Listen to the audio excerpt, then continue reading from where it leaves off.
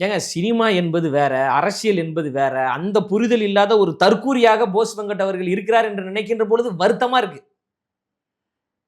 இப்ப தளபதி அவர்கள் 69 படம் நடிச்சாருங்க. 69 படத்தையுமே தளபதியினுடைய அப்பா தான் இயக்குனாரா?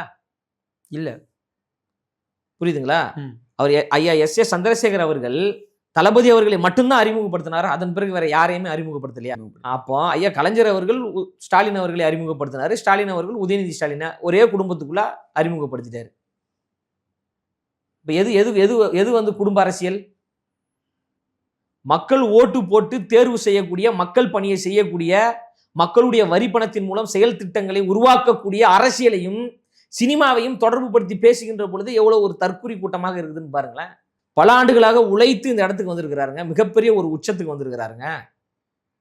என்ன செஞ்சாரு திரு உதயநிதி ஸ்டாலின் அவர்கள் சொல்லுங்க.